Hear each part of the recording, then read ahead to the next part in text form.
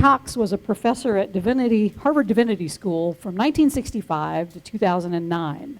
And among his many publications are books called How to Read the Bible, The Secular City, The Feast of Fools, The Rise of Pentecostal Spirituality, and When Jesus Came to Harvard. I'm sure that was a day. Social activist, radical intellectual, ecumenist, and reformer Harvey Cox was widely recognized by conservatives and liberals as an admired public interpreter of Christianity. He was one of the biggest proponents of something called liberation theology, and that is a movement that was born in Latin America, which secularized the sacred and taught that it was the Christian's job not to worship and pray, but to create a better world in the social, political, and economic arenas. One of Cox's most famous quotes is, "Not to decide is to decide. Not to decide is to decide." And it is hung as wall prints and posters in college dorms, coffee houses, and liberal Christian churches across the U.S. during the 60s and the 70s. And it echoes Martin Luther King Jr.'s words, "In the end, we will remember not the words of our enemies, but the silence of our friends."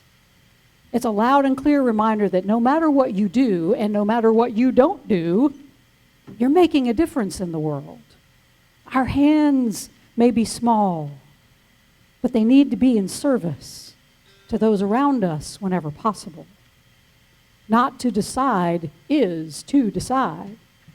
That's close to the quote from A Course in Miracles that says, "All thought creates form on some level." So we need to be careful how we think in the world, how we think about the world, how we think about ourselves and others. If we want a world where everyone serves one another, then we have to think thoughts that will create a heart and mind of service within ourselves. And then we'll find others doing the same. And that makes the whole world say, "Oh yeah." When Arno Michaelis was 17 years old, he was a high school dropout. He was living on ramen noodles most of the week. Every payday, however, he would pop into a local McDonald's and buy his favorite food of all time, a Big Mac. Arno was a very angry young man. And he would go on to be the founding member of one of the largest racist skinhead organizations in the whole world. Anger, he says, was his fuel. And the skinhead ideology attracted him mainly because it pissed people off. He said his goal was to repulse people, to buck what he saw as the status quo of multiculturalism that was encroaching on the majority white population. And of course, he enjoyed fighting. But on payday, he was just like everybody else, hungry. And at the McDonald's that he frequented, there was this older black woman who worked the counter every single time he went in for his weekly Mac attack. He described the woman's smile as being as warm and unconditional as the sun.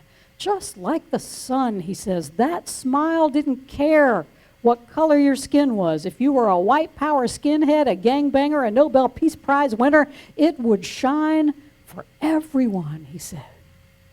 And then he added, "That smile made me really uncomfortable. I'm trying to hate black people. And here is this sweet old woman smiling at me, making it seem as stupid as it is." I would get my food and scurry out of there. And it wouldn't be Arno's last encounter with that woman. The next time he saw her, he says, her smile was just as radiant. And she remembered his order and his name, which again, Arno said, made him very uncomfortable.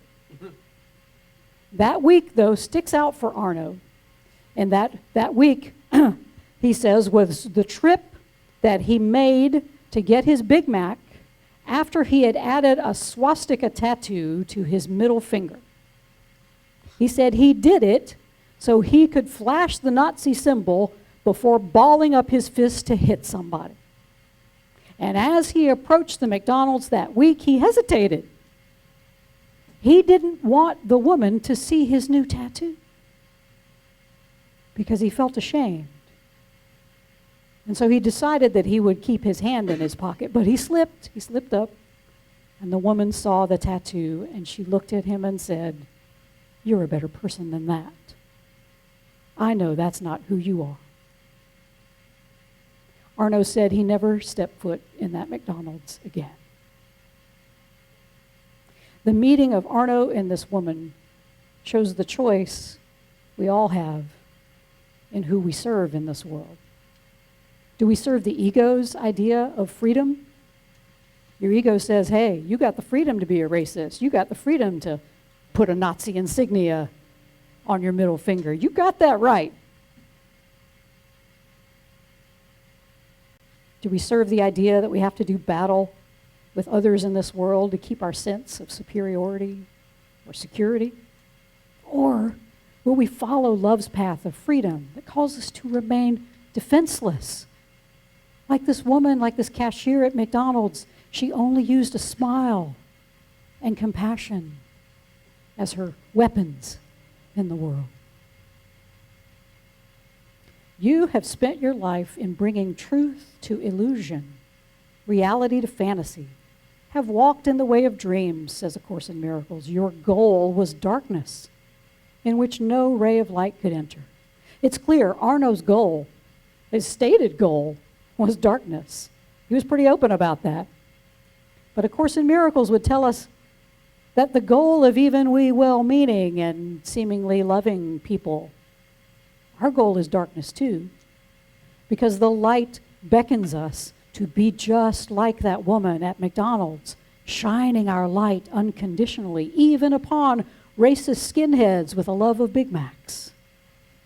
But we resist. We like to think we're enlightened, but we run from the truth and reality when we follow the ego's idea of separation in this world. And that leads to more division, more strife, more anger and envy or jealousy. And we all jubilants, we all have these demons, even if they're not as prominent as those who believe as Arno did. But we make a choice. Not just every day, but every moment we make a choice of what we are serving. Are we serving love or are we serving fear? How do we know? How do we know which one we're serving? Well, the Apostle Paul gives us a few hints in his letter to the early Christians in Galatia. He says, the works of the flesh are obvious. He's got a whole list here. Fornication, impurity, licentiousness, idolatry, sorcery, enmity, strife, jealousy, anger, quarrels, dissensions, factions, envy, drunkenness, carousing, and things like this, Paul told them. And as we listen to the list, our thoughts turn to all the people we know who do those things. Most of them probably work in Washington, D.C. But you want to know who you're serving right now when you're thinking about all those other people? You're serving fear. You're serving the ego. Because the ego loves to think about how other people are doing all those bad things. And this, Paul says, is where we begin to bite and devour one another. Because we can always think about others who are behaving badly, but have we examined our own lives for, quote, works of the flesh, as Paul says? And let's clear up a word for a second here. The word sarx is used for flesh. The Greek word is sarx, and it's not something lurid. Because when we think of works of the flesh, we think about lurid things, but sarx is just our bodily selves. It's just our ego-driven flesh suit that we walk around in it. And make no mistake, every ego in this room loves to bite and devour everybody else's ego. Spend 5 minutes on Facebook, you're going to see a lot of cannibals on the loose. Everybody biting and devouring. On Facebook, that's where I really began to recognize my own penchant for biting and devouring others, indulging in works of the flesh. Here on Facebook, any social media, I can feel all superior and snarky. I can call out others for their actions and beliefs. I can call them names. I can feel pretty justified in doing all of that. Strife, anger, quarrels, factions, dissensions, all works of the flesh. And I have personally enjoyed every single one of them on Facebook. And often in real life. All in service to the ego. But I suspect I'm not alone. But that's what the ego calls freedom. I am free to say whatever I want.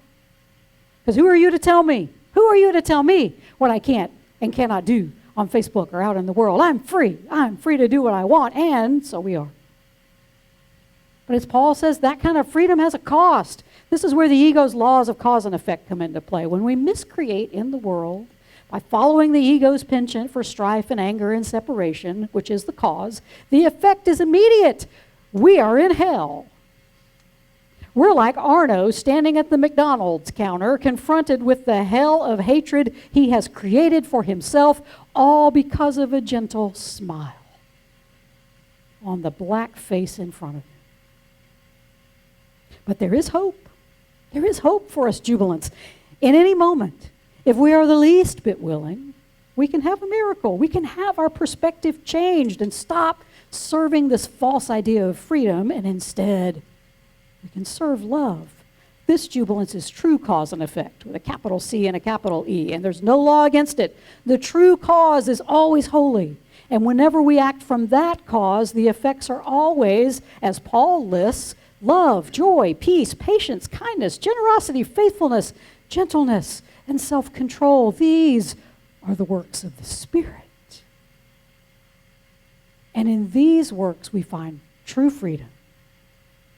The ego's voice, though, it always speaks first. It always speaks loudest. Learning to hear the Spirit takes practice. And it often comes to us in disguise. Sometimes as good friends who call you out on your egoic action, and sometimes maybe even a gentle, radiant, smiling fast food worker. Breathe deeply. It would be another 6 years after his encounter with the McDonald's worker before Arno Michaelis renounced his white supremacist beliefs and started an organization designed to help others leave behind their lives based on racism. He said his change of heart and mind came gradually, but he realized that when he became a single dad at the age of 24, that the violent life he was leading might eventually take him away from his daughter. So while the radiant smile of the McDonald's worker may have planted a seed, it was the thought of not being in his own daughter's life that made him finally willing to, as the Course says, bring his darkness to the light. And in our Jesus story, we find our God doing for the people around him exactly what that McDonald's lady did for Arno. He's planting seeds. Arno recognized the light of love in that woman despite the hated skin color, just as people in Jesus' day recognized the light that shone from him. They wanted to follow that light. They wanted to bring their darkness to it, to be healed by it. But in the end, they couldn't decide who they were going to serve. Are they going to serve the ego or the holy? And each made their excuses. They were all good ones to just not fully commit to serving love. But make no mistake, the ego will always come up with a really good excuse to keep you in its service. We can identify with Jesus' potential followers. I mean, how many times have we put off our spiritual pursuits because, I don't want to feel uncomfortable. I don't want to make people feel uncomfortable. I don't want to feel that way. I don't want to separate from my families. I've got important things to do. I got to go bury my dead or my loved ones. I got more things. I can't do spirituality right now. And the ego says all these things are important, and we agree. But before we get too harsh on ourselves and those who approached Jesus back in the day, we have to remember where Jesus was going when all those people suddenly wanted to follow him. Jesus was on his way to Jerusalem. He was making his final journey on this earthly life to a place where he was going to face being arrested, put on trial, and put to death. So can you blame folks for maybe thinking twice about following this guy? But this is what the Holy beckons us to do, to follow love to the place of crucifixion, where at last the ego's grip on us can be overcome. Following the holy, it's not always rainbows and kittens. It's hard work to live out the gifts of the Spirit that Paul lists for us: love and joy, peace, patience, kindness, generosity, faithfulness, gentleness, and self-control. When the ego-driven world is using all of its power to destroy our faith in the efficacy of all of those. It's hard to plant seeds of kindness and love when the soil of our culture is hardened by tribalism and separatist tendencies. It is, however, our calling, Jubilants, to bring our darkness to the light.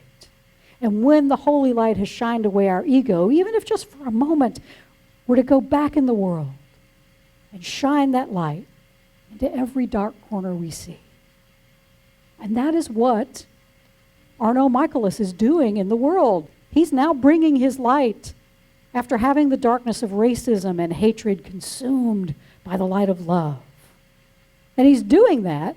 He has been doing that, and these guys wrote a book together, a man named Pardeep Kaleka, whose father was among 6 people killed in August 2012 when a man named Wade Michael Page entered a Sikh temple and opened fire. You remember that?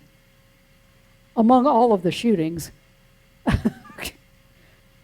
But Page had been a member of a racist skinhead group that Arno had helped to found.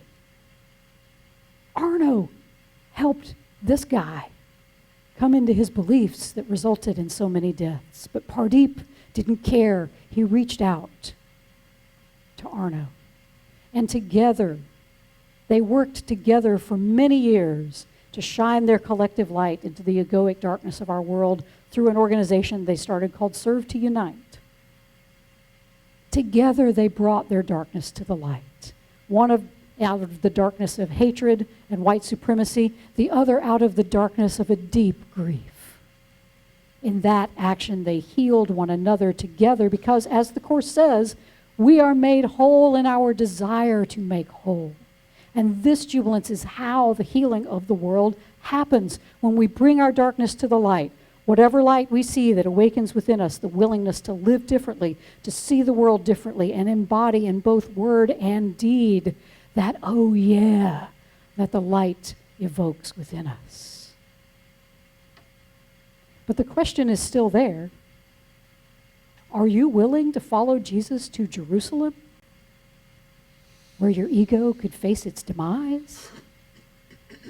If you are, then you, along with your ego, will be healed and resurrected as a light of love to shine brightly in the world. Many of those lights have already been resurrected in this world. They are all around us. Be on the lookout for them, because they are saying, oh, the humanity with joy. These people come in many forms. They may even be a little black lady who serves you Big Macs and serves Big Macs to all the racists who walk into McDonald's. And maybe that light might come back even as you. Oh yeah.